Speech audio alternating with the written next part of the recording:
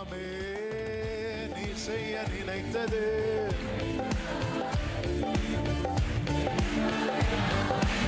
ஆமென். தாழ்த்துகிறோம் ஆண்டவரே, தொடர்ந்து எங்க கூட பேசுங்கப்பா. மீட்பர் நாமத்தில் பிதாவே, ஆமென். ஹல்லேலூயா. மார்க்கு சுவிசேஷம் 14வது அதிகாரம் 16வது வசனம். மார்க்கு 14:16.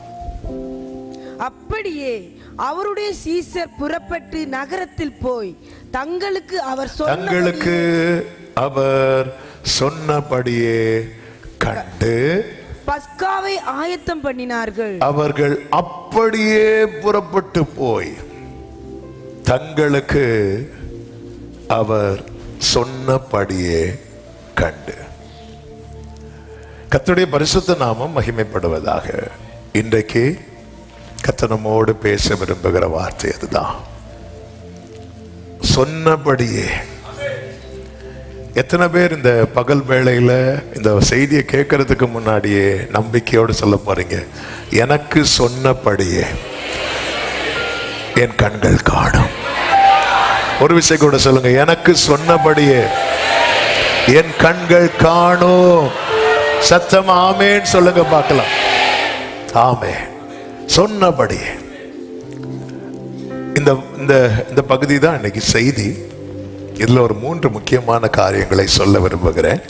அதற்கு முன்பதாக நம் தேவன் அவருடைய வார்த்தையும் அவருடைய செயல்களையும் அது எல்லா வாரமும் சொன்னாலும் அது மிகையாகாது.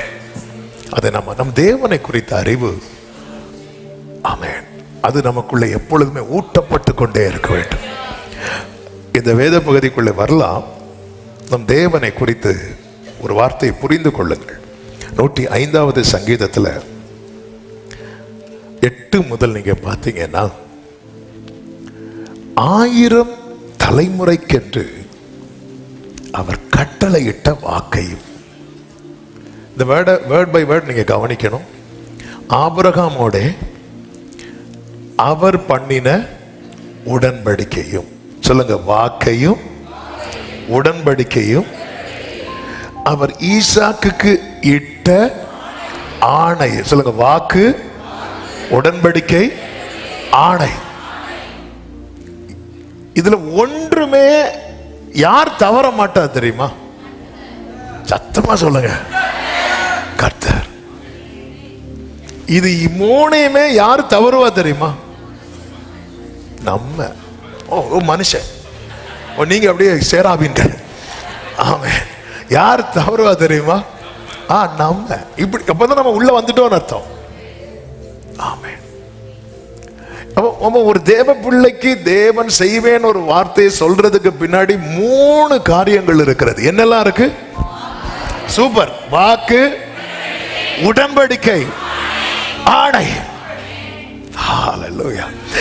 உங்களுக்கு கொடுக்கப்பட்ட ஒரு வாக்குத்தத்த வார்த்தை, அது சபையிலிருந்து சொல்லப்பட்ட வார்த்தையா இருக்கலாம். நீங்க ஜெபிக்கும் போது கர்த்தர் உங்களோடு பேசின வார்த்தையா இருக்கலாம்.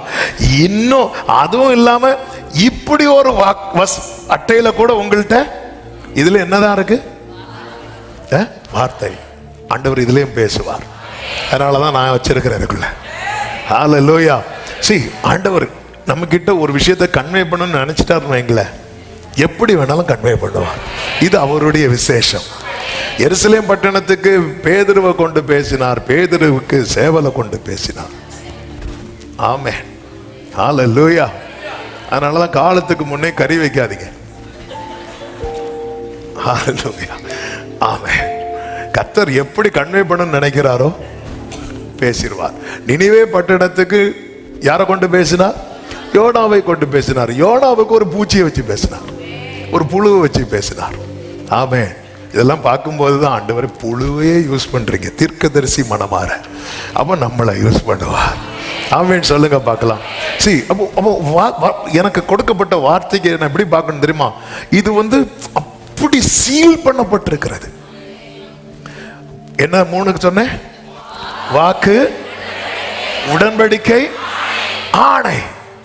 இதை அவர் அடிக்கடி நினைப்பார் என்றல்ல, என்றென்றைக்கும் நினைத்திருக்கிறார். அதனாலதான் நம்ம பாடுவோம், உடன்படிக்கையின் தேவன் உண்மையில் பிசகாதவர், உடன்படிக்கையின் தேவன் உண்மையில் பிசகாதவர். தாவீதுக்கு நான் பொய் சொல்லேன், நிறைவேற்றுவேன் என் தாவீதுக்கு நான் பொய் சொல்லேன் என்று சொல்லி ஆமே. மறவாமல் நினைப்பவரே இயேசையா, நிறைவேற்றி முடிப்பவர். We love you Jesus.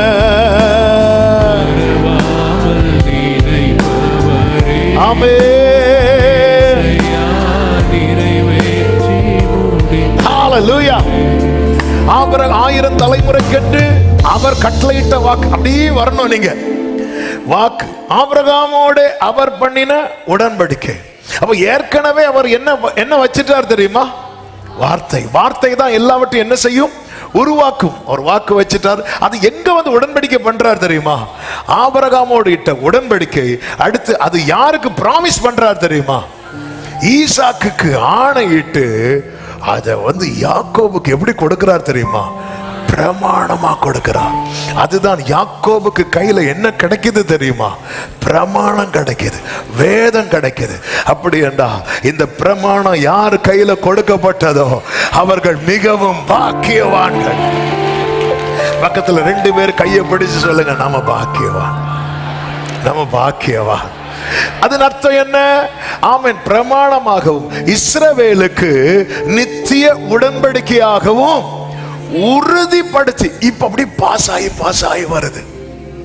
அப்படி பாஸ் ஆகி ஒவ்வொருத்தருக்கு இந்த ஒலிம்பிக்லாம் இனாகரேஷன் டே பாத்தீங்கன்னா அந்த ஒலிம்பிக் தீபத்தை ஒருத்தர் ஃபர்ஸ்ட் கொண்டு வருவார். அப்படியே கொண்டு வந்து இன்னொருத்தர் கையில கொடுப்பாங்க.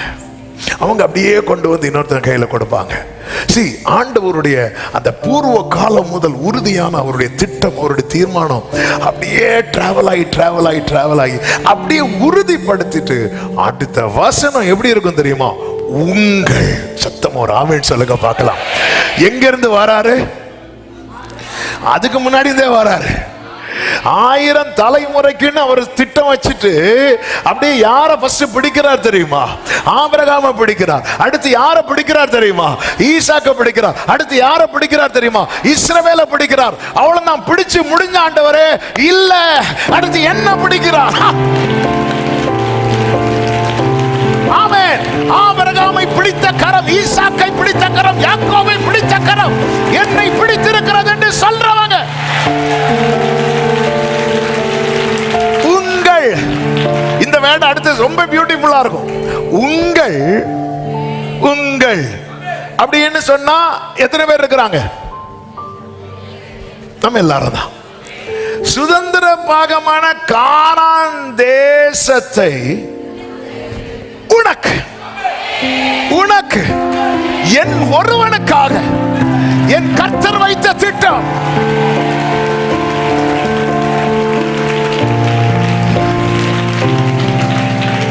ஹல்லேலூயா. நீங்க சென்னைக்கு பஸ் புக் பண்றீங்கன்னு வைங்களேன், பஸ் ஸ்டாண்டு போறீங்க. அன்னைக்கு வேற எந்த டிக்கெட்டும் புக் ஆகல. நீங்க ஒரு ஆள் மட்டும் தான் 1000 ரூபாய் கொடுத்து டிக்கெட் புக் பண்றீங்க. நான் சொல்றேன் 1000 ரூபாய்லாம் 10 வருஷத்துக்கு முன்னாடி.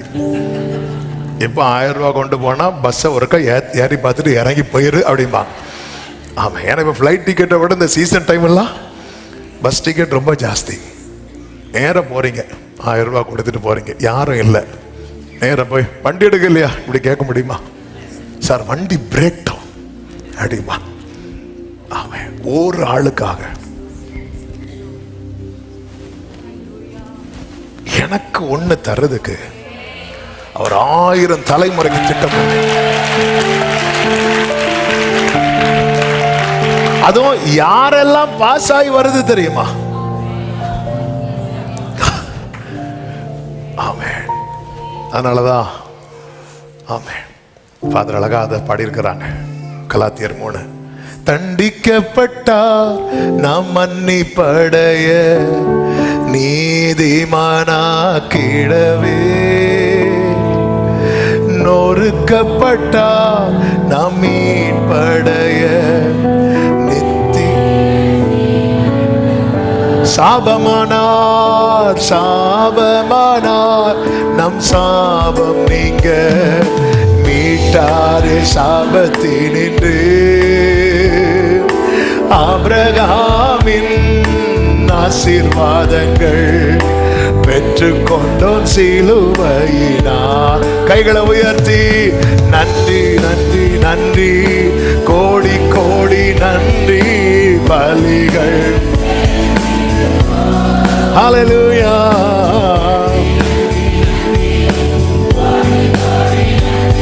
ஆமென் ஆமென் ஆமென். அப்போ நீங்க இந்த வேர்டை வந்து ஏன் இப்படி சொல்றேன்னா, ஒவ்வொரு வார்த்தைக்கு பின்னாக எத்தனை பேரை யூஸ் பண்ணியிருக்கிறான்னு பார்க்கணும். நமக்கு பைபிள்ல இருந்து ஏதாவது ஒரு வாக்குத்தத்தம் கொடுக்கப்பட்டதுன்னா அதுக்குன்னு ஒரு பர்சனை யூஸ் பண்ணியிருப்பார் பார்த்தீங்களா? ஆமென். ஏதோ ஒரு வாக்குத்தத்தம் சொல்லுங்களேன். என் வலது கையை பிடித்துக் கொண்டு நான் உனக்கு துணை நிற்கிறேன். இந்த வார்த்தையால பலப்பட்டவங்களை கை தூக்க சொன்னா எல்லாரும் தூக்கும். ஆமே. ஆனா இதுக்கு ஒருத்தனை யூஸ் பண்ணியிருக்கிறான். ஹல்லேலூயா. ஆமென். அதனால ஓசியால நினைக்கிற ஒரு வேர்டு. ஆமென். ஒரு சாட்டர்டே நைட் அந்த வேர்டு நம்ம மெடிடேட் பண்ணோம். 12வது அதிகாரம். Thank you Holy Spirit. எடுத்தா சொல்றேன் இல்லைன்னு 4வது வசனத்தை பாருங்கள், வாசிங்க. அவன் தூதனானவரோடே. இந்த அவன் யாரு தெரியுமா? யாக்கோபு. ரைட். அவன் தூதனானவரோட போராடி மேற்கொண்டான். இந்த வேர்டை எல்லாரும் கவனிக்கணும். இந்த பைபிளை அப்படி நெஞ்சோடு சேர்த்து வைக்கிறதுக்கு பேசிட்டு இருக்கிறேன். அதனாலதான் சொன்னேன். அதாவது ஆண்டவரை குறித்த தூதன் ஆனவரோட போராடி. இந்த இடத்துல 2 பேர் தான் இருக்கிறாங்க. 2 பேர் தான் இருக்கிறாங்க. யாரெல்லாம்? தூதனானவர்னா நம்ம ஆண்டவராகிய இயேசு கிறிஸ்து. ஆமே. அவரும் யாரும் இருக்கிறா? 2 பேர் தான். அடுத்து அழுது அவரை நோக்கி கெஞ்சினான். கெஞ்சினது யாரு? போராடினது யாரு? யாக்கோபு. அடுத்து பெத்தேலிலே. இந்த பெத்தேலிலே அவர் அவனை கண்டு சந்தித்து அவ்விடத்தில் நம்மோட பேசினார். நல்ல கரங்களை தட்டி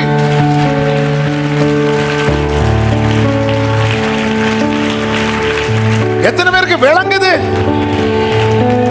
இப்ப யாக்கோபு இருந்திருந்தா, ஓஹோ நான் இருந்து அழணும், நான் இருந்து போராடணும். உனக்கு வாக்கு தத்தமா கேட்டா நம்ம சொல்லணும், யாக்கோபே நீ அழுது நீ போராடினதால் நான் பெறல. கெத்செமனே தோட்டத்தில் அவர் அழுதார், சிலுவையிலே அவர் போராடினார், நான் பெற்றுக்கொண்டேன். ஹல்லேலூயா. இந்த உடன்படிக்கைக்கு, இந்த வார்த்தைக்கு பின்னாக ஆமென் வாக்கு ஆணை இருக்கிறது, உடன்படிக்கை இருக்கிறது. பொய் சொல்ல அவர் மனிதர் அல்ல, மனம் மாற அவர் மனுபுத்திரனும் அல்ல. அவர் சொல்ல ஆகும், அவர் கட்டளையிட நிற்கும். எனவேதான் ஆண்டு ஒரு வார்த்தையை தந்தா அது சந்தோஷமா, அப்பா சொல்லிட்டார்ல அது சொல்லுங்க. அவங்க மனைவிட்ட போய் சொல்லுங்க, அவங்க புருஷன்கிட்ட போய் சொல்லுங்க, உங்க பிள்ளைங்கள்ட்ட போய் சொல்லுங்க. ஆமே. சிலர்கிட்ட சொன்னா அடி விழும், வேண்டாம், கொஞ்சம் வெயிட் பண்ணுங்க. நல்லா பேசும்போது சொல்லணும். நல்லா அவருக்கு கோபத்தை ஏற்றிட்டு கர்த்தர் உரைக்கிறார், ஒரே உததான். ஆமே. நல்ல கோபத்தை ஏற்றிட்டு, நீ எல்லாம் மனுஷன், உங்களால தான் அவ்வளோ பிரச்சனை, எங்க கர்த்தர் உரைக்கிறதாவது நான் உதைக்கிறதாவது ஓடிப்போ. இந்த நல்லா பேசிட்டு இருக்கும்போது, ஆமே நல்லா பேசி இருக்கும்போது சொல்லுங்க, இப்படி நான் இங்கே போனேன், ஆண்டவர் இப்படி பேசி இருக்கிறாங்க, நேற்று ஜெபம் பண்ண போது இப்படி ஒரு வார்த்தை நீங்க சொல்லுங்க. ஆமே. நம்ம அதை சொல்லவே மாட்டோம். நம்ம நேற்று உங்க அம்மா என்னை பத்தி என்ன சொன்னாங்க தெரியுமா? அது தெரியுமா உங்களுக்கு? தெரியாதுல்ல. ஸ்தோத்திரம். ஹல்லேலூயா. நம்ம வாயில இடையில இதையும் போட்டுருவோம். ஆமா. இல்லை நீங்க சொல்லுங்க, ஏன்னா நீங்க நம்பணும். இதுக்கு பின்னாக இந்த வேர்டு இருக்கு பாருங்க.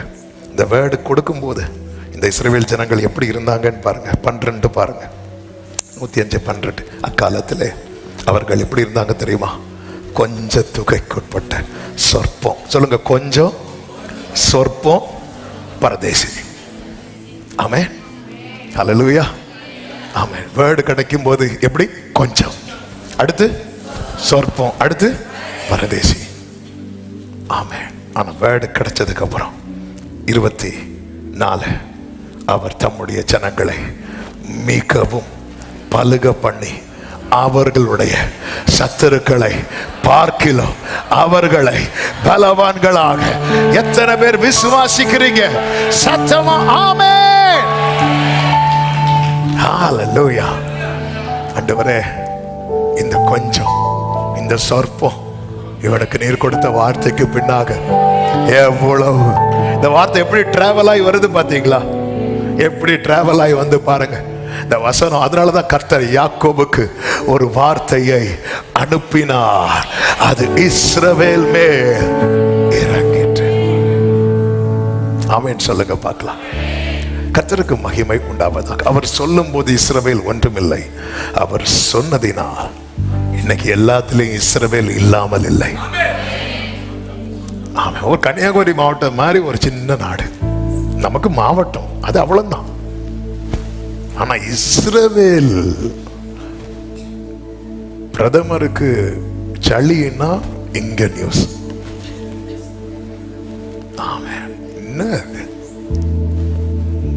என்ன வேர்டு? சத்துருக்களை பார்க்கிலும், அதாவது இந்த உலகத்துல ரொம்ப அடிக்கப்பட்ட சத்துருக்கள் அதிகம் இருக்கிற நாடு யாருன்னு கேட்டீங்கன்னா இஸ்ரவேல் தான். அழிக்க முடியல. அழிக்கணும்னு ஒரு ஹிட்லர்னு ஒருத்தன் எழும்பினான். இப்ப அந்த ஊர்ல அந்த பேரே சொல்றதே பிடிக்காதான். அழிக்க நினைச்சவங்க எல்லாம் அழிஞ்சு போனாங்க. ஏன்னா வேறு இருக்குல்ல, வேறு அங்க இருக்கு. ஆமே, கொடுக்கும் போது ஒண்ணுமே இல்லை.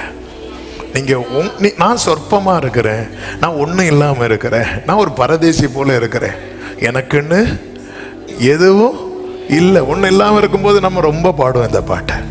ஒவ்வொன்றா வர வர எனக்கென்று கேஸ் ஆஃப் பண்ணியா, ஆமே, வர வர வர வர ஒன்றும் இல்லையா, வேறு ஒரு கொஞ்சம் வர ஆரம்பிச்சா என் வீட்டில் ஆகாரம் குறைவில்லையே. ஆமே, ஹல்லேலூயா. கர்த்தர்களை ஆசீர்வதிப்பாராக. அதாவது நம்ம வாழ்ந்திருக்கணும்னு விரும்புகிற கர்த்தர். ஆமே, ஹல்லேலூயா. அதே நேரத்தில் புரிந்து கொள்ளணும், என் வாழ்க்கையில் நான் பெற்றுக்கொண்ட ஒவ்வொரு நன்மைக்கு பின்னாக ஒரு பெரிய திட்டம் இருக்கிறது. தங்களுக்கு சொன்னபடி கண்டார்கள். நீங்க அந்த மத்தேயு 14 இப்பொழுது வாருங்கள். தேவன் நம்ம எவ்வளவு ஆச்சரியமாய் நடத்துகிறார். இங்கே ஒரு 3 காரியங்களை நான் சொல்ல விரும்புகிறேன். அதனுடைய 12 முதல் 16 வரை உள்ள வசனங்களை நான் வேகமாய் வாசிக்கிறேன். வாசிக்கிறதுக்கு முன்னாடி நான் சொல்லிடுறேன், ஏன்னா டைம் இல்லை. ஆமென். as usual 3ன்னு சொல்லிட்டேன். ஆமென். இங்கே சீஷர்கள் கேட்கிறாங்க, ஆண்டவரே, பஸ்காவை புசிப்பதற்கு நாங்கள் எங்கே போய் ஆயத்தம் பண்ண சித்தமாய் இருக்கிறீர்கள் கேட்கிறான். அவர் தம்முடைய சீஷர் 2 பேரை நோக்கி, நீங்கள் நகரத்திற்கு போங்கள், அங்கே தண்ணீர் குடம் சுமந்து வருகிற ஒரு மனுஷன் உங்களுக்கு எதிர்படுவான், அவன் பின்னே போங்கள். அவன் எந்த வீட்டுக்குள் பிரவேசிக்கிறானோ அந்த வீட்டு எஜமானை நீங்கள் நோக்கி, நான் என் சீஷரோடு கூட பஸ்காவை புசிக்கிறதற்கு தகுதியான இடம் எங்கே என்று போதகர் கேட்டார் என்று சொல்லுங்கள். அடுத்த வசனத்தை கவனிங்க. அவன் கம்பளம் முதலானவைகள் விரித்து ஆயத்தம் பண்ணப்பட்டிருக்கிற விஸ்தாரமான மேல் வீட்டறையை உங்களுக்கு காண்பிப்பான் அப்படிங்கிறார்.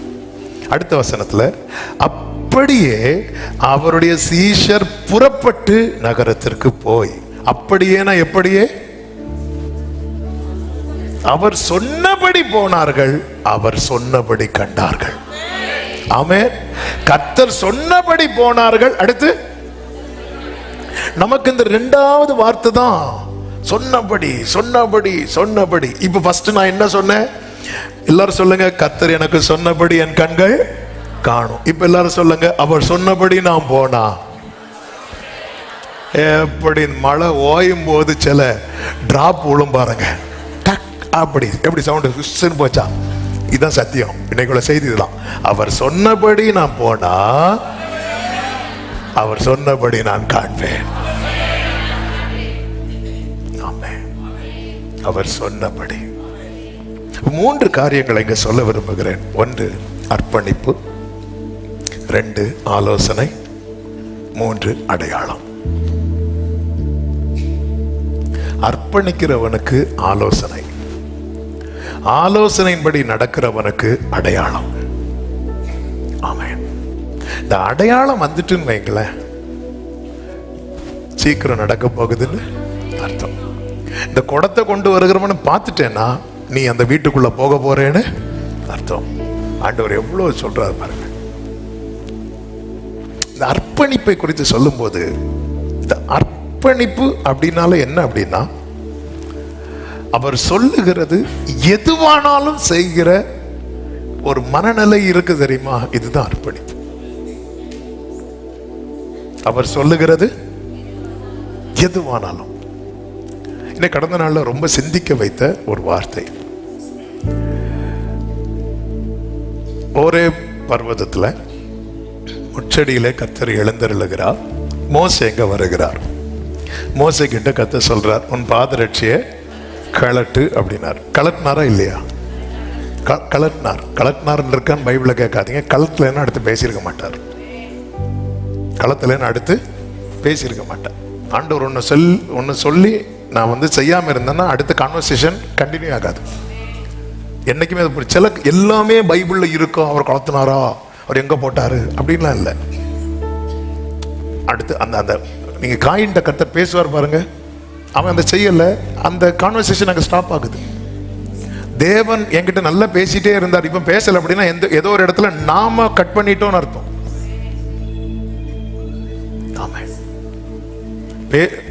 அதாவது என் வீட்டு வேலைக்காரன் எலியேசர் அவன் சுதந்திரவாளியா இருப்பான்னு சொல்லும் போது ஆண்டவர் சொன்னார், இல்ல உன் கற்ப பிறப்பு அப்படிங்கிறார்.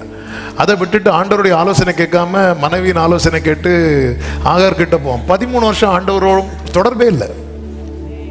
இப்ப பாதரட்சிய கலட்டு அப்படின்னு கலைச்சார். ஓகே, கையில என்ன இருக்குன்னு கேட்டார். என்ன இருக்குன்னாரு? போடுனார். போட்டானா இல்லையா? இப்போ இதுக்கு பேர் என்னன்னு சொல்லலாம்? அர்ப்பணிப்பு. பாதரட்சியை கழட்ட முடிந்தது, கோலையும் போட முடிந்தது. அடுத்து சொல்றாரு, உன்னை அனுப்புறேன் வான்னு சொல்லும் போது வேற யாரையாவதுங்கிறான். அதாவது இங்க மோசே சிலவற்றை செய்கிறான், ஆனா சிலவற்றை செய்ய மனம் இல்லாமல் இருக்கிறான். இது அர்ப்பணிப்பு இல்லை. நைட்டு ஃபுல்லா, பகல் ஃபுல்லா இந்த வேர்டு தான் ஆவியானவர். அதாவது நம்ம அர்ப்பணிப்புன்னு நினைக்கிறோம் நிறைய விஷயத்த, எல்லாத்தையும். சில காரியத்தெல்லாம் சரி நாங்கெல்லாம் எல்லாம் விட்டுட்டோம் தெரியுமா? நாங்களும் இப்ப சினிமா பார்க்கறதே இல்லை தெரியுமா? சூப்பர். நாங்களும் இப்ப ஒயிட் தான் போடுவோம் தெரியுமா? சூப்பர். நாங்க நகை கடை பக்கமே போறதில்ல. பியூட்டிஃபுல். சரிப்பா, அவங்க மேல ஒரு கசப்பு இருக்கு பாரு, அதை விட்டுரு. ஆண்டவரே நகையை மாத்திட்டேன், ஆண்டவரே அந்த பகையை மாத்திட்டேனா? அது இருக்கட்டும், அது உங்களுக்கு என்ன செய்யுது? அந்த பகையை மாத்திட்டேன்னா அதை சொல்ல முடியாது. அது வேற யாரையா பாருங்க. மோசேக்குள்ள 40 வருஷத்துக்கு முன்னாடி உள்ள ஒரு காயம் இருக்கிறது. என்ன காயம் என்றால், தன் இனத்தில் ஒருவன் துன்பப்படுகிறதுக்கு இவன் நியாயம் செய்யறான். யாருக்கு நியாயம் செய்தானோ அவனே அடுத்த நாள் கேள்வி கேட்டுட்டான். அன்னைக்கு மனசுல டிசைட் பண்ணான், மோசேயின் பக்கம் நியாயம் இருக்கிறது. ஆனால் அர்ப்பணிப்புன்னு வந்துட்டா அவர் என்ன சொன்னாலும் செய்யறதுக்கு ரெடி ஆகணும். ஆரோனின் கோலை துளிர்விட வைத்தார்ல, எண்ணாகமம் 17. நீங்க எடுக்க வேண்டாம், வீட்டில் போய் பாருங்க. திடீர்னு ஏன் கோலை துளிர் விட்டுச்சு? துளிர் விட வைக்கிறதுக்கு முன்னாடி ஒரு சம்பவம் நடக்குது. என்ன சம்பவம் தெரியுமா? அவ்வளவு ஜனங்களும் மோசேக்கும் ஆரோனுக்கும் எதிராக முறுமுறுக்கிறாங்க. ஆரோனுக்கு எதிராக முறுமுறுக்கிறாங்க. அதுல இந்த தாத்தான் அபிராம் அப்படின்னு கோராகின் கூட்டம். ஆண்டவருக்கு கோபம் வந்துச்சு, தேவ கோபம் இறங்குது. ஜனங்கள்லாம் செத்துட்டு இருக்கும்போது மோசே ஆரோன்ட்ட சொல்றா, ஆரோனே, நீ உயிரோடு இருக்கிறவர்களுக்கும் மரித்தவர்களுக்கு நடுவில் போய் நீ தூபம் காட்ட ஆரோனே. சொல்லும் போது ஆரோன் எப்படி போனான் இருக்கு தெரியுமா? ஓடி போனான் இருக்கு. ஒரு செகண்ட் யோசிச்சிருந்தா, என்ன அவ்வளோ பேசினாங்களே, சாகட்டும். அப்படி இல்லை, ஓடுனா. இதிலிருந்து ஆண்டவர் பார்க்கிறார். இதான் அர்ப்பணிப்பு, இதான் அழைக்கப்பட்டவனுடைய அர்ப்பணிப்பு. 1000 பேசட்டும், ஆமே, எனக்கு சத்ருவா இருக்கிறவனுக்கு அவர் சாப்பாடு கொடுன்னு சொன்னா நான் கொடுக்கிறேன்னா நான் அர்ப்பணித்திருக்கிறேன்னு அர்த்தம். ஆமே, 1000 பேசுறோம், ஓடுனா பாருங்க. உயிரோடு இருக்கிற மரித்தவர்களுக்கு முன்னாடி போய் இப்படி நிக்கிறான். அப்ப உயிரை பணையம் வச்சு தனக்கு எதிராக எழும்புனவங்களுக்காக போய் நில்லுன்னு சொன்னதும் போய் நின்னா பாருங்க. ஆண்டவர் பார்த்தார், எல்லா கோத்திரத்தின் கோலையும் வாங்க, இந்த லேவி கோத்திரத்தில் ஆரோன் எழுது வச்சிட்டு போ, நாளைக்கு பாரு. அது நடத்த முழுமையான அர்ப்பணிப்பு, உங்க வாழ்க்கையின் கோலை துளிர்விட பண்ணுவதற்கான ஆயத்தம்.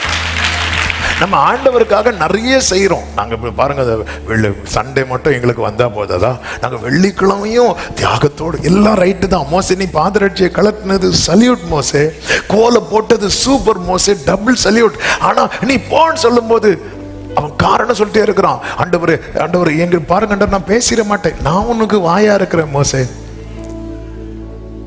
இல்ல ஆண்டவர், வேற யாரையாவது. அப்ப இதுக்கு பேர் என்னது? யோனாவே, நீ யாரு? நான் முழுமையாய் ஃபுல் டைம் நான் ஊழியக்காரன், ஃபுல் டைம் ஊழியக்காரன் தான் யோனாவே. ஆமா ஆண்டவர், நீ போ, நினிவேக்கு போ. அது முடியாது ஆண்டவரே. இதுக்கு பேர் என்னது?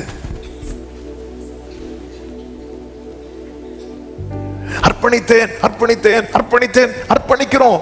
ஆனா சிலவற்றை செய்கிறோம், சிலவற்றை செய்ய மாட்டேங்கிறோம். ஆண்டவரே, எங்கள் விசுவாசத்தை வர்த்திக்க பண்ணும் அப்படின்னு ஜனங்க கேட்கிறாங்க பாருங்க. கேட்கும் போது இயேசு ஒரு உண்மை சொல்லுகிறார். லூக்கா 17வது அதிகாரம் அதனுடைய 7, 8, 9, 10 வசனங்களிலே அந்த வசனங்களை வாசிக்கிறீங்களா?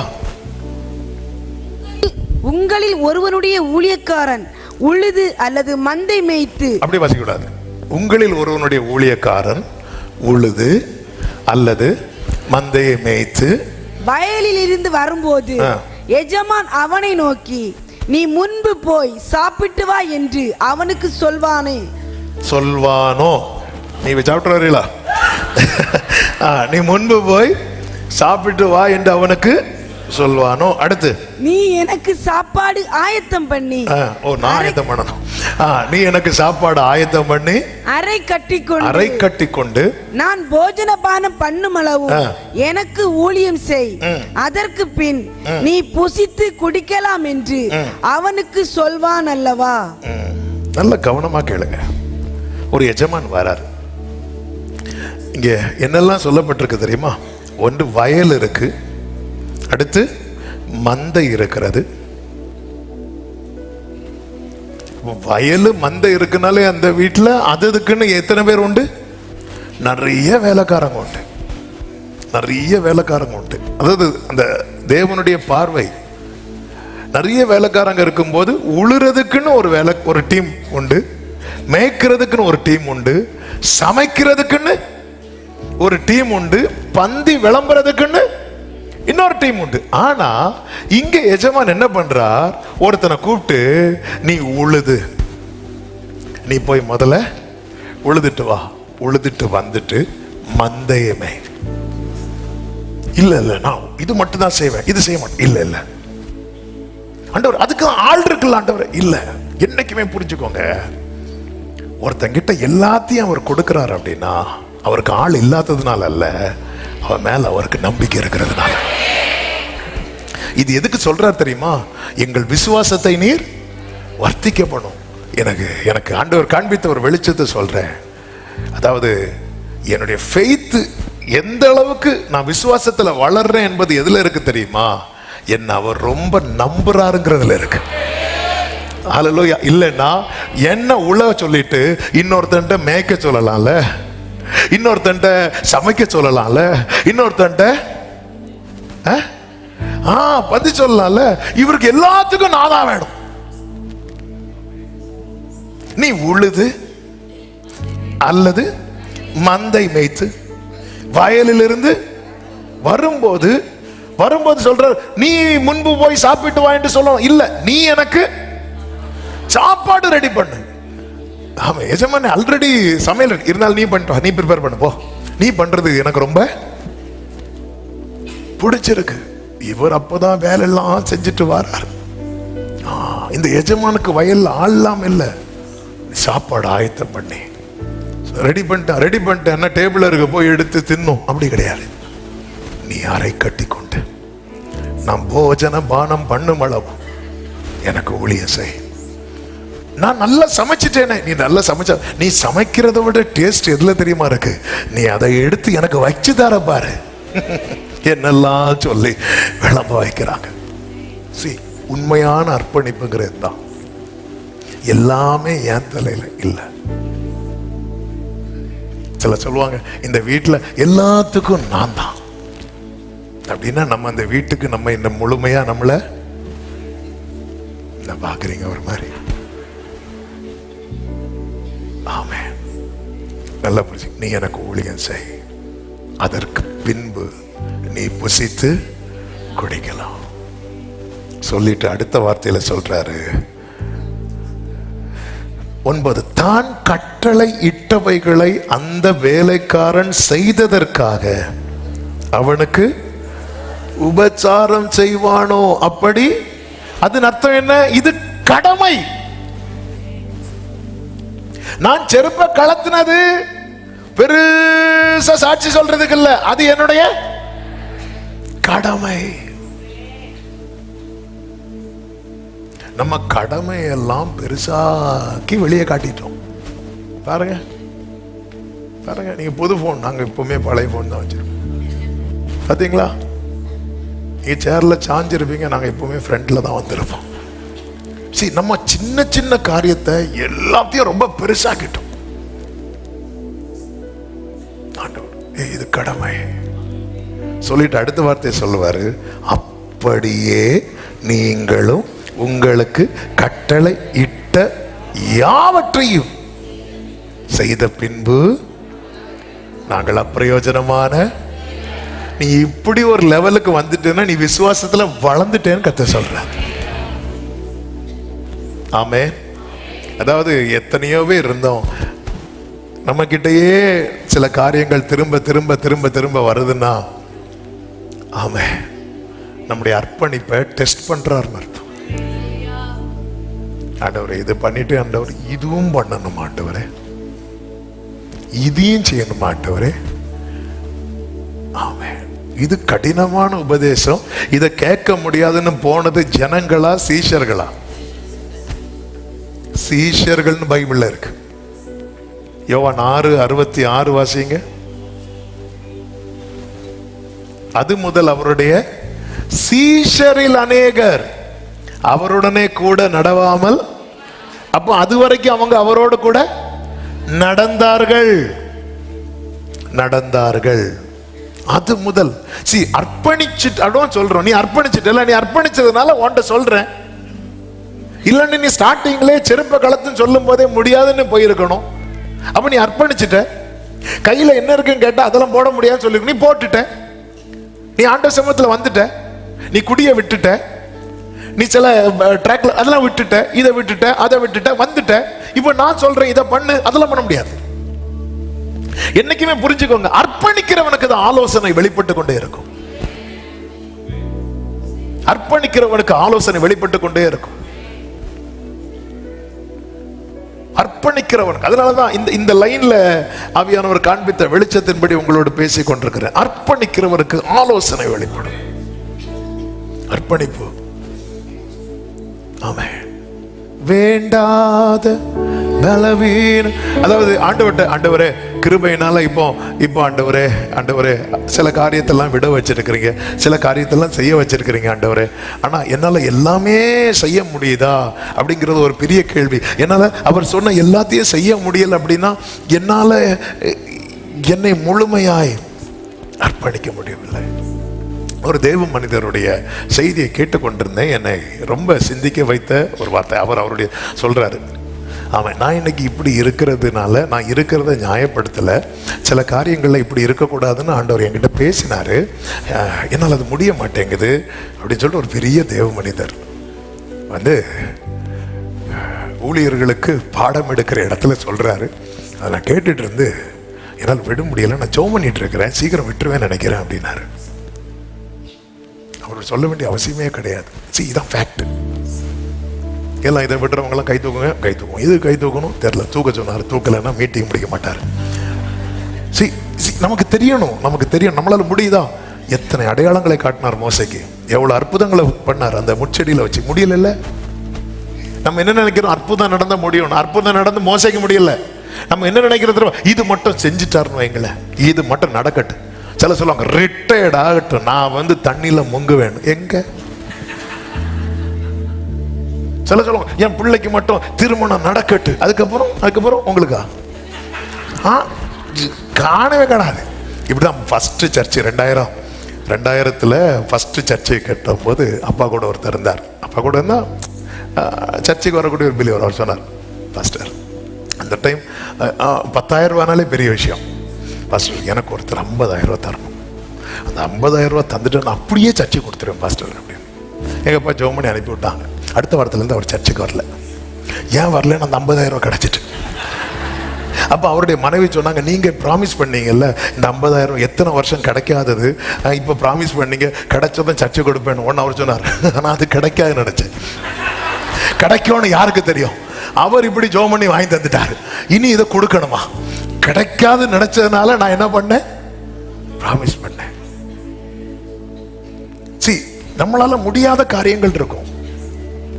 முடியல, இந்த முடியலைங்கிற காரியத்தை அக்செப்ட் பண்ண முடியுதா? நம்ம நியாயப்படுத்திட்டே இருக்கிறோம்ல. மோசே வந்து நியாயப்படுத்திட்டே இருந்தான். ஆண்டவரே உங்க நாமம் என்னன்னு தெரியாது, நாமத்தை சொல்றாரு. இனி என்ன சொல்லுவேன், ஆண்டவரே ஜனங்க நம்ப மாட்டாங்க, என்ன அடையாளம் வச்சுக்கோ, அடையாளத்தை காட்டி. இனி என்ன சொல்லுவேன், ஆண்டவரே எனக்கு நான் வாக்கில் வல்லவன் இல்லை, நான் உனக்கு வாயா இருக்கிறேன். இனி வேற யாரையாவது அக்செப்ட் பண்ண மாட்டேங்கிறீங்கல்ல மோசே, முடியலன்னு சொல்ல மாட்டேங்கிறீங்கல்ல.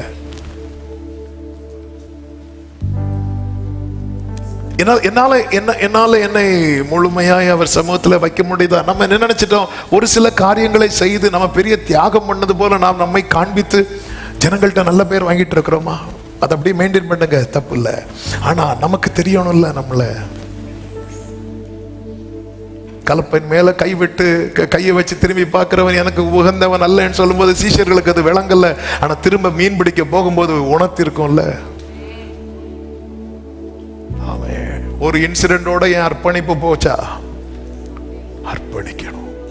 எப்படி? பெஸ்ட் எக்ஸாம்பிள் அதான் சொல்றாரு. உன்னை உள்ள சொல்றாரா, நீ உள்றதுக்கு ரெடியா இருக்கணும். உன்னை மேய்க்க சொல்றாரா, நீ மேய்க்கிறதுக்கு ரெடியா இருக்கணும். உன்னை சமைக்க சொல்றாரா, நீ சமைக்கிறதுக்கு ரெடியா இருக்கணும். உன்னை விளம்ப சொல்றாரா, விளம்புறதுக்கு ரெடியா இருக்கணும். நான் சாப்பிடுறேன்டா, என் பக்கத்துல கொஞ்ச நேரம் நில்லுடா, கொஞ்ச நேரம் நிக்கிறதுக்கு ரெடியா இருக்கணும். ஆண்டவரே சொல்லும் அடியே கேட்கிறேன் என்கிற மனநிலையில் இருக்கிறவனுக்கு தேவ சமூகத்தில் காத்திருக்கிற சில உள்ளங்களுக்கு இந்த வார்த்தை கொடுக்கும்படி கடந்த நாள்ல ஆவியானவர் ரொம்ப பாரப்படுத்தினதுனால, யாருக்குன்னு தெரியல, ஒருவேளை சர்ச்சைக்குள்ள இருக்கிறவங்களுக்கா இருக்கலாம், ஆன்லைன்ல பாக்குறவங்களுக்கா இருக்கலாம், நான் இந்த வார்த்தை எனக்கென்று எடுத்து பேசி கொண்டிருக்கிறேன். நம்ம பெருசா சில காரியங்களை வச்சுட்டு ரொம்ப பெருசா நம்மள இல்லை இல்லை இல்லை முழுமையான அர்ப்பணிப்பு நல்ல தெரியுமா? இயேசு சிலுவையின் மரண பரியந்தம் எந்த இடத்துல தம்மை தாழ்த்தினாரோ அதை கடைசி வரை கண்டினியூ ஆச்சு. எந்த இடத்துல வெறுமையாக்கினாரோ அதை கடைசி வரை கண்டினியூ ஆச்சு. இந்த பாத்திரம் என்னை விட்டு நீங்க கூடுமானால் நீங்கும்படி ஒரு சிம்பிளா ஒரு விண்ணப்பம் தான் வைத்தார். அழுதது வேற, ஆனா பிதாவை ஃபோர்ஸ் பண்ணல. அந்த இடத்துல மட்டும் தான் சொல்லுவார், நான் மட்டும் வேண்டிக் கொண்டான் 12 லேகியோனுக்கு அதிகமான தூதர்களை என் அப்பா தருவேன், நான் கேட்க மாட்டேன். அதனாலதான் தாவீது ஜெபிக்கிறான், உமக்கு பிரியமானதை செய்ய எனக்கு போதித்து. அர்ப்பணிப்பு இருக்கிற இடத்துல ஆலோசனை வெளிப்படும். இந்த மோசே தன்னை முழுமையாய் கொடுக்கிறான். கர்த்தருடைய ஆலோசனை. இந்த ஆலோசனையின் மேன்மை என்ன அப்படின்னா, நல்லா புரிஞ்சுக்கோங்க, எங்க நடக்கணும் அப்படிங்கிற ஆலோசனையும் தருவார், எதுல நடக்க கூடாதுங்கிற ஆலோசனையும் தருவார். நமக்கு நன்றாய் தெரிந்த வசனம், வேகமாய் சொல்லுகிறேன். சங்கீதம் 32:8 சொல்லுங்க பார்க்கலாம். பார்க்காம, நான் உனக்கு போதித்து நீ நடக்க வேண்டிய வழியை உனக்கு உண்மையில் என் கண்ணை வைத்து. அப்படியே ஏசாயா 8:11 இப்படி இருக்கும் தெரியுமா? கர்த்தருடைய கரம் என் மேல் அமர்ந்து அவர் என்னுடனே பேசி நான் இந்த ஜனத்தின் வழியிலே நடவாதபடி எனக்கு புத்தி சொல்லி. அப்போ நடக்கவும் சொல்றாரு, இன்னொன்றுல சொல்றாரு. இது ரொம்ப முக்கியம். நான் எதுல நடக்கணும் அப்படிங்கிற ஆலோசனை எனக்கு தேவை. நான் எதுல நடக்க கூடாது. ஆமே ஆண்டவரே, அவங்கெல்லாம் ஊழியக்காரங்க தானே, அவங்கெல்லாம் அப்படி போறாங்க. ஊழியக்காரங்களோ விசுவாசியோ வரம் பெற்றவங்களோ சீனியரோ ஜூனியரோ, எனக்குன்னு நியமித்த ஒரு ட்ராக் இருக்குல்ல, அது பாதிக்கப்படணும்னா நான் பின்பற்றக்கூடாது.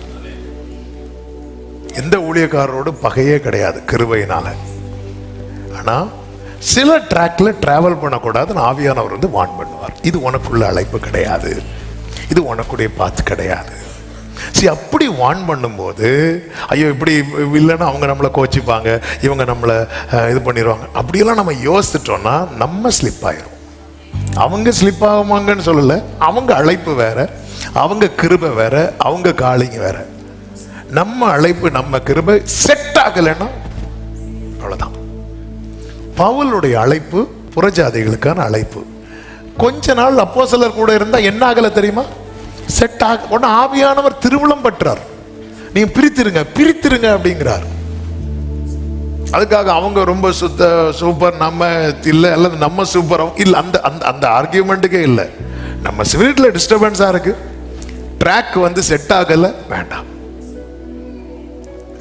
இதுக்கு தான் அந்த ஆலோசனை தேவை. இந்த ஆலோசனை இல்லைன்னா தான் எல்லா ட்ராக்லயும் போய் நிக்க தோணும் நமக்கு. இவங்கெல்லாம் எத்தனை வருஷம் ஊழியம் பண்ணாங்க, இவங்கெல்லாம் என்ன ஜபம் தெரியுமா, இவங்கெல்லாம் எல்லா ட்ராக்லயுமே நீங்க நிக்க ரீசன் என்ன தெரியுமா? ஆலோசனை கட்டாயிட்டு. ஆலோசனை கட்டாயத்துக்கு ரீசன் என்ன? அர்ப்பணிப்பு விஷயத்துல எங்கேயோ தடம் பண்ணிட்டோம். ஆண்டவர் நீங்க அதான் நான் சுவிசேஷம் 4 சும்மா 2 பேரை கூப்பிட்டு நீ போய் பஸ்காவை ஆயத்தம் பண்ண சொல்ல. ஆண்டவரே நாங்க எங்க ஆயத்தம் பண்ண சித்தமா இருக்கிறேன். அதுக்கப்புறம் தான் சொல்றார், குதிரையிலேருந்து கீழே தள்ளிட்டு கழுத்தை பிடிச்சிட்டு தமஸ்குக்கு போறியா போகலையா அப்படியே கேட்டார். இல்ல நான் என்ன செய்ய சித்தமா இருக்கிற கேட்டதும் நீ ஒண்ணு பண்ணு, தமஸ்குக்கு போ அப்படிங்கிறார். சரி, அந்த முழுமையான அர்ப்பணிப்பு இருக்கிற இடத்துல கர்த்தருடைய ஆலோசனை வழங்கும். கர்த்தருடைய ஆலோசனை ஒருத்தன் வாழ்க்கையில வெளிப்பட்டு கொண்டே இருக்கணும் எங்களை, அவன் முடிவு மகிமையா தான் இருக்கும். நீர் உம்முடைய ஆலோசனையின்படி என்னை நடத்தி. இஸ்ரவேலர்களுக்கு தேவனுடைய ஆலோசனை டைரக்டா வெளிப்பட்டுச்சான்னு கேட்டா இல்ல, ஆனா மோசைக்கு வெளிப்பட்டது. அதனாலதான் சங்கீதம் 103:7 இருக்கும், கர்த்தர் தம்முடைய கிரியைகளை இஸ்ரவேலுக்கும் தமது வழியை மோசைக்கும் தெரிவிக்கிறார். அது வந்து புரியும்படி ஒரே லைன்ல சொல்றேன். சிவந்த சமுத்திரம், நல்ல கவனிங்க, கர்த்தருடைய ஆலோசனையை பெற்று வாழ்கிற வாழ்க்கையினுடைய மேன்மையை புரியுறதுக்கா. சிவந்த சமுத்திரம் திறந்துச்சுன்னு இஸ்ரவேலருக்கு தெரியும், ஆனா மோசைக்கு அதை திறக்க தெரியும். மாறா மதுரமாச்சின்னு இஸ்ரவேலருக்கு தெரியும். எப்படி தெரியும்? டேஸ்ட் பண்ணி பார்த்தா. மோசைக்கு அதை மதுரமாக்க தெரியும். நம்ம குடும்பத்துல ஒரு அற்புதம் நடந்தா இது நடக்குது இப்படி வந்துச்சுன்னு தெரியணும், ஆனா அந்த அற்புதத்தை நடத்த தெரியணும். இப்படிப்பட்ட விஷயத்துல மோசேக்கெல்லாம் நிக்க கர்த்தர் விரும்புகிறார். தெரியணும் நமக்கு. அதான் அவருடைய ஆலோசனை. அவர் சொல்றார், கோலை நீட்டியாச்சு, அடி அடி. அந்த சத்தம் கேட்டுட்டே இருக்கு. ஓ ஜீசஸ், தெரியணும் நமக்கு. சிவந்த சமுத்திரம் பிளக்க தெரியணும் நமக்கு.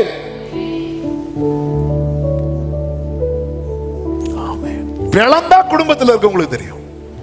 ஒரு அற்புதம் நடந்தா தெரியும், நடத்த தெரியணும். இந்த மாறா மதுரமானா தெரியும், மதுரமாக்க தெரியணும். மோசே கிட்ட தானே சொன்னார். மோசே அண்ணா இருக்கு பாரு, பக்கத்துல ஒரு மரம் இருக்கு பாரு, அதை உடைச்சு போடு அப்படின்னு தெரியணும்.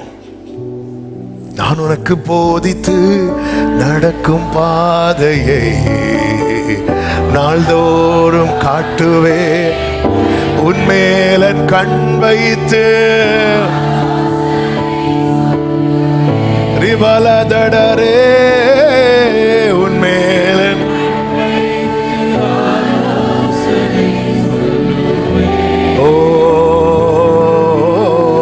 அறிவுரை நான் கூறுவேன். உனக்கு.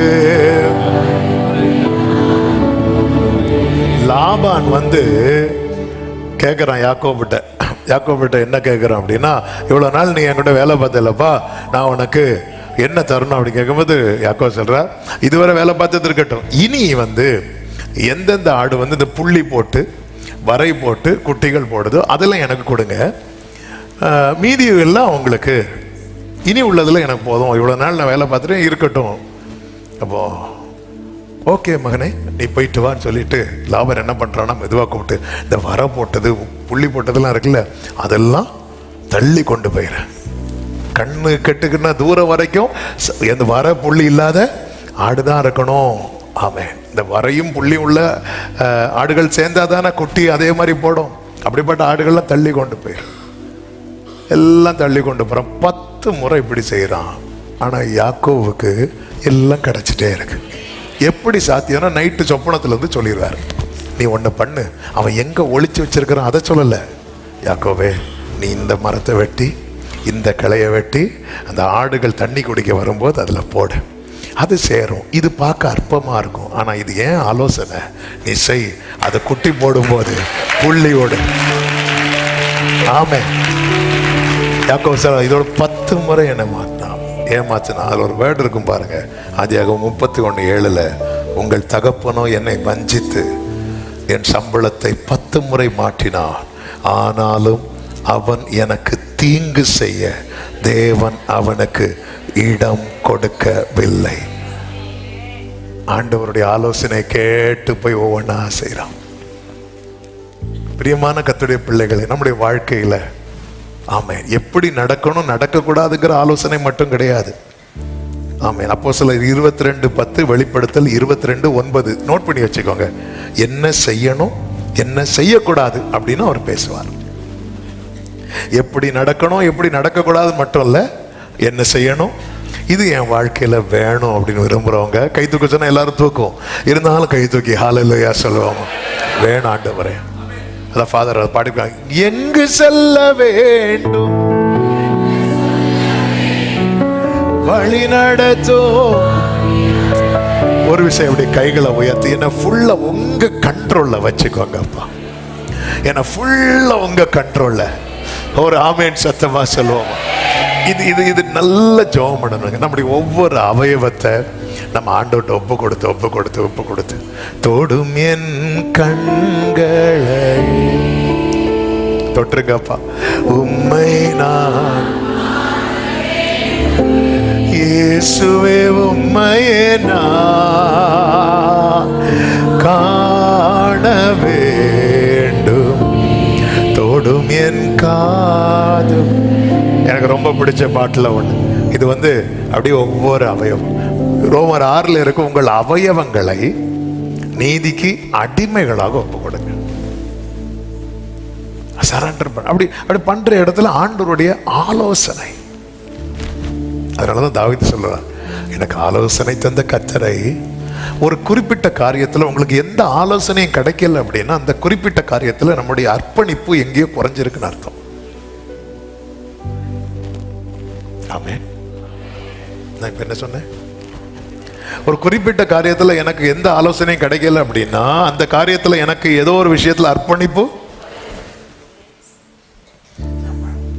அர்ப்பணிப்பை சரி பண்ணுங்கள், ஆலோசனை தெளிவாகும்.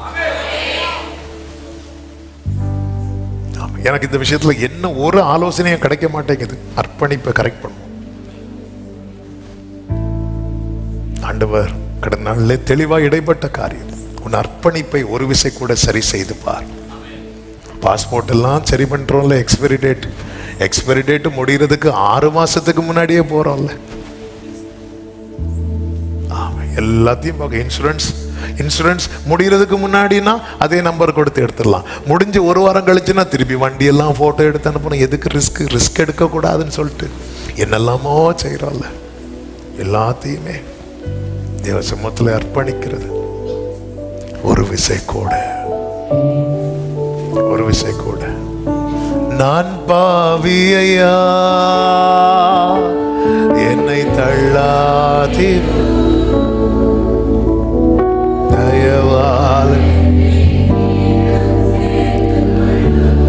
ஹalleluya. கர்த்தருக்கு மகிமை உண்டாவதாக. இவர்கள் கேட்கிறாங்க, நாங்க எங்க ஆயத்தமாக கொஞ்சம் சித்தமா இருக்கிறீர் அப்படின்னு கேட்கும்போது ஆண்டவர் வந்து அவர்களுக்கான ஒரு ஆலோசனை கொடுக்கிறார். நீங்க இப்படி போங்க. இப்படி போகும்போது ஒரு மனுஷன் குடத்துல தண்ணி எடுத்துட்டு போறது, இது ஒரு அடையாளம். குடத்துல தண்ணி எங்க இருக்கு? கம்பளம் முதலானவைகள் விரிக்கப்பட்ட விஸ்தாரமான மேல் வீட்டறை எங்க இருக்கு? எதுக்கு இதை சொல்றேன் தெரியுமா? அடையாளம் என்பது ரொம்ப சின்னதா தான் இருக்கும். இன்னைக்கு உள்ள வார்த்தை இப்படி ஒரு லைன்ல சொல்றேன், அடையாளத்தை அற்பமா பார்க்காதீங்க. உங்களுக்கு கண்ணுக்கு தெரிகிறது கையளவு மேகதான். ஆனா நீங்க கேட்டது வெறும் மழை நிறைச்சல் கேட்கும் பாருங்க. சில நேரத்துல கார்ல போயிட்டு இருக்கும் போது பின்னாடி இந்த லாரி ஹார்ன் அடிச்சது மாதிரி சவுண்டு கேட்கும். அவன் பயமா இருக்கும், ஐயோ லாரி பின்னாடி இருக்குன்னு பார்த்தா ஒரு ஆட்டோ போகும். அதுல என்ன ஹார்ன் வச்சிருப்பாங்க தெரியுமா?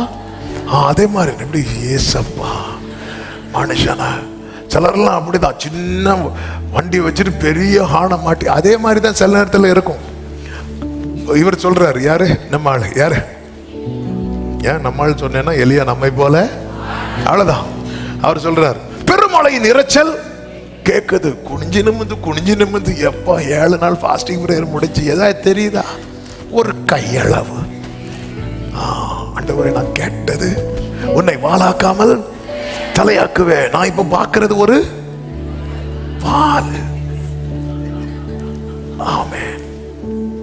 ஆண்டவரே சில பார்த்துருக்கீங்களா, அப்படி ஒரு 20-22 வயசுல எல்லாம் பொண்ணு பார்க்க தொடங்கிட்டாங்கன்னா, அது உனக்கு என்ன மாதிரி பொண்ணு வேணும்? பாஸ்டர் எனக்கு கிளி மூக்குள்ள, எனக்கு அப்படி வேணும். அப்படி 25 வயசு ஆகும்போது பாஸ்டர் அட்லீஸ்ட் ஒரு மூக்குள்ளதா. அது அடுத்து 30 வயசு தாண்டி உனக்கு எப்படிப்பட்ட பொண்ணே போதும் பாஸ்டர். எப்படி இருந்தா என்ன? மூக்கு இருந்தா என்ன, இல்லைன்னா என்ன?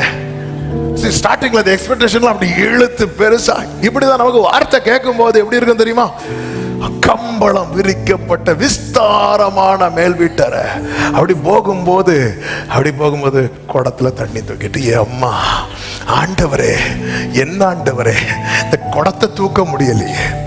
சரி, அடையாளம் இப்படித்தான் இருக்கும். அடையாளம் எதற்கு கர்த்தர் காண்பிக்கிறார்? இந்த 3 வார்த்தையை குயிக்கா சொல்றேன். 1, நம்ம நம்புறதுக்கு. 2, நம் காரியத்தை உறுதிப்படுத்துறதுக்கு. 3வது, சீக்கிரம் நடக்கும் என்பதை அறியறதற்கு. 3 வார்த்தையை சொல்லுங்க. நம்புறதுக்கு, காரியத்தை நம்புறதுக்கு. யாத்திராகமம் 4:5 நம்புறதுக்கு, நம்புவதற்கு. வீட்டில் போய் எடுத்து வாசித்துக்கோங்க. ஆமென். மார்க்கு 16:20 உறுதிப்படுத்துவதற்கு. அவர்களால் நடந்த அடையாளங்களினாலே ஒரு வசனத்தை என்ன பண்ணாரோ? உறுதிப்படுத்தினார். 3, நிறைவேறும் நாட்கள் சமீபம் என்பதை நாம் அறிந்து கொள்வதற்கு. எரேமியா 1:11 பின்னும் கர்த்தருடைய வார்த்தை எனக்கு உண்டாகி, அவர் எரேமியாவே நீ என்னத்தை காண்கிறாய் என்று கேட்டார். வாதுமை மரத்தின் கிளையை காண்கிறேன் என்றேன். அப்பொழுது கர்த்தர், நீ கண்டது சரியே, என் வார்த்தையை தீவிரமா நிறைவேற்றுவேன். கரங்களை உயர்த்தி ஒரு ஆமென் சொல்லுங்க பார்க்கலாம். அதே நேரத்தில் நமக்கு காண்பிக்கப்பட்ட அடையாளங்கள் ரொம்ப சின்னதா இருக்கும். இந்த 3ஐயும் நம்ம ஒருத்தங்க வாழ்க்கையில பார்க்கலாம். இப்ப நான் அதை டச் பண்ணேன்னா ரொம்ப இழுத்துறோம். கிதியோன் வாழ்க்கையில முதல்ல கிதியோன் கேட்பார், ஆண்டவரே இது இது இது இது இது இது நீங்க தான் என்கிட்ட பேசுங்க, நம்புறத நான் எப்படி ஆண்டவர் அறிய? அதுக்கு ஒரு அடையாளம் சொல்லிட்டு ஒரு அடையாளம் கேட்கிறான். அடுத்த அடையாளம், ஆண்டவர் நான் ரட்சிக்கணும்னா ஆண்டவர் என்ன வச்சுதான் இதை நீங்க செய்யறீங்க அப்படிங்கிறத நான் அறியணும். அதுக்கு ஒரு அடையாளம் ஆண்டவரே. அந்த அடையாளம், ஆண்டவரே நான் இந்த தோலை போடுறேன், பனியெல்லாம் இதுல விழணும், வெளியெல்லாம் பனி விழக்கூடாது. இப்படி ஒரு அடையாளத்தை கேட்கிறார். ஆண்டவர் அதை காண்பிக்கிறார். 3வது அடையாளம் கர்த்தரே காண்பிக்கிறார். ஏன்னா இன்னும் பயந்து இருக்கிறான், நடுங்கி இருக்கிறான். கிதியோனே, என்னைக்கோ இல்லை, இந்த இரவு உனக்கு டவுட்டா இருக்கா? நீ போய் பாளையத்துல காதை கொடுத்து கேளு, என்ன சொல்றாங்க கேளு. அது உனக்கு ஒரு அடையாளம். வேற ஒருத்தனுக்கு சொப்பனத்தை கொடுத்து அவன் எழும்பி சொல்றான், கிதியோன் டீம் வந்துட்டு அவ்வளவுதான். உடனே அவன் சொல்றான், எல்லாரும் எழும்புங்க, இப்ப சொல்லுங்க, கர்த்தரின் பட்டயம் கிதியோனின் பட்டயம். எஸ், என கேட்கிற அன்பு சகோதர சகோதரி, அர்ப்பணிக்கிறவருக்கு ஆலோசனை விளக்கும். ஆலோசனைப்படி நடக்கிறவனுக்கு அடையாளத்தினாலே அது உறுதிப்படுத்தப்படும். நீங்க ஒரு காரியத்தை நோக்கி டிராவல் பண்றீங்க, காத்திருக்கிறீங்க, உங்களுக்கு சயின்ஸ் அடையாளங்கள் காண்பிக்கப்படுதுன்னா ஆயத்த மண்ணினதை பார்க்க ரெடி ஆயிக்கோங்க. சொல்லப்பட்டபடி நடக்கிறவனுக்கு சொல்லப்பட்டபடி காண்பிக்கப்படும். சத்தமா ஆமென். ஹல்லேலூயா. ஆமென். ஆலோசனையே வெளிப்படல ஆண்டவரே, ஆலோசனையே வெளிப்படல ஆண்டவரே அப்படி சொல்லும்போது அர்ப்பணிப்புல தடை இருக்கு, என் அர்ப்பணிப்புல பிரச்சனை இருக்கு. ஆமென். நீ வலதுபுறம் இடதுபுறம் சாயும் போதே சத்தம் கேட்குமா? இந்த அனுபவத்தில் ஒருத்தங்க வந்துட்டாங்கன்னா, ஆண்டவரே இந்த மாறா என் குடும்பமே மாறாவில் இருக்கு, மதுரமான எல்லாரும் பார்ப்பாங்க ஆண்டவரே, ஆனா மதுரமாக்குற இடத்துல மோசே நீதானே இருக்கிற மோசே. ஒரு மோசைக்கு தெரிஞ்சா போதுங்க, ஒரு கூட்டமே அதை டேஸ்ட் பண்ணுங்க. ஒரு மோசே போதுங்க, ஒரு கூட்டமே டேஸ்ட் பண்ணுங்க. ஒரு மோசைக்கு வழி திறக்க தெரிஞ்சா தெரியுங்க, ஒரு கூட்டமே டிராவல் பண்ணுங்க. அந்த இடத்துல தான் அந்த ஒரு அர்ப்பணிப்பு, அந்த நீங்க ஒருத்தங்க அர்ப்பணித்து பாருங்க. ஆமா, உங்களுக்கு அந்த வழியை தெரியப்படுத்துவார். மோசே இதை பண்ணு, நீங்க அதை பண்ணுங்க, உங்க ஹோல் ஃபேமிலி களி கூறும். எவ்வளவு பாக்கியம், எவ்வளவு பாக்கியம். ஒரு முழுமையான அர்ப்பணிப்போடு தேவ சமூகத்தில். ஹல்லேலூயா. என் ஆத்மாவும் சரீர், முழங்கால் படியிட முடிந்தவர்கள் முழங்கால் படிட்டு, எழும்பி நிற்க முடிஞ்சவங்க எழும்பி நின்று, சொந்தம் மீனே. ஒரு 5 நிமிஷம் என்னில் இயேசு. வயசானவங்க உட்காந்துக்கோங்க, உங்களுக்கு எப்படி வசதியோ. ஆமே. என் ஆத்மாவும் என் ஆண்டவர்க்கு சொந்தம், இனி வாழ்வது என்னில் இயேசு. விரும்புறவங்க கைகளை உயர்த்தி, இயேசு தேவா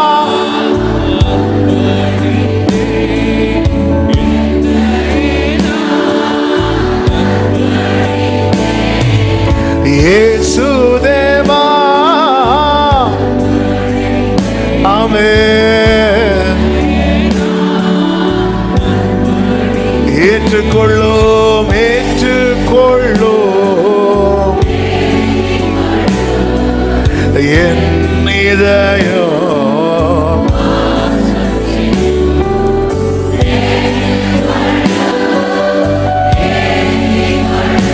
ஆமென். ஒரு விசை உங்க வலது கரத்தை உயர்த்தி உங்க இடது கரத்தை இருதயத்தில் வச்சு, எனக்கு எல்லா பகுதியிலும் உங்களுடைய ஆலோசனை விளங்கணும். நானா ஆண்டவரே, எனது துர் ஆலோசனை என்னை சுத்திரக்கூடாதுப்பா. உங்களுடைய ஆலோசனை விளங்க வெளிப்பட தடையா இருக்கிற பகுதியில நான் ஒரு விசை கூட என்னை அர்ப்பணிக்கிறேன் ஆண்டவரே. ஒரு விசை கூட ஒரு ஆமென், ஒரு விசை கூட அர்ப்பணிக்கிறேன். ஒரு விசை கூட உங்க ஒரு அர்ப்பணிப்பு உங்க குடும்பத்தின் கசப்பு மாறும். கொஞ்சம் ஒரு மோசையால அப்படியே ஒரு டோர் ஓபன் ஆகுதுங்க. ஒரு மோசையால கசப்பெல்லாம் மாறுது. கர்த்தர் மோசைக்கு தமது வழியை தெரிவிக்கும் போது அவருடைய ஜனம் அந்த கிரியை பார்க்குது.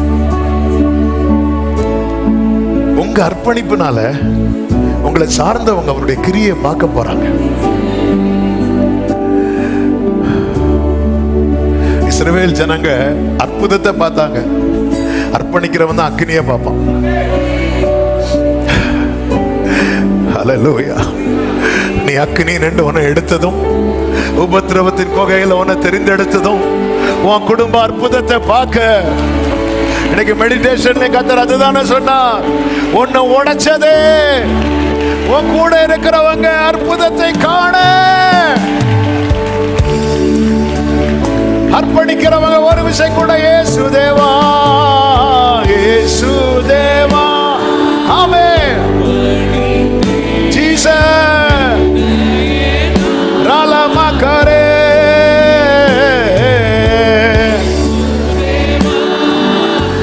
ஹalleluya.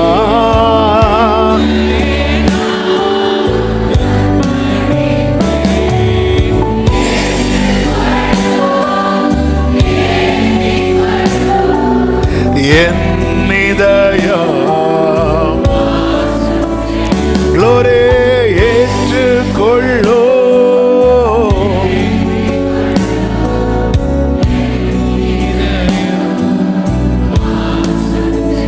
ஆமென். சுயம் என்னில் சாம்பலாய் மாற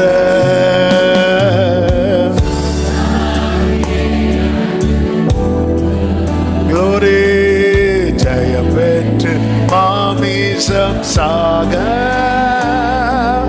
தேவாருள் செய்யுமே. சுயமெனில் சுயமெனில் சுத்தாமியே ஜெயம் பெற்று மாமிசம் சாக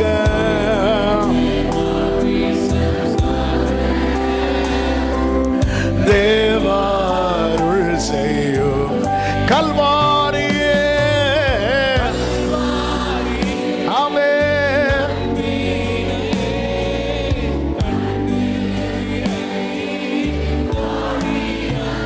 ஆமென்.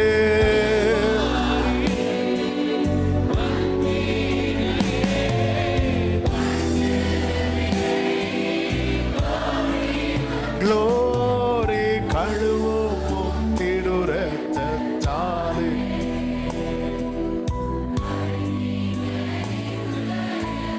glory alama shekara vadarala.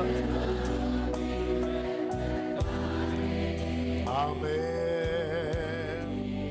நல்ல கரங்களை தட்டி கர்த்தர் நம்மோடு பேசி இடைப்பட்ட தயவுக்காக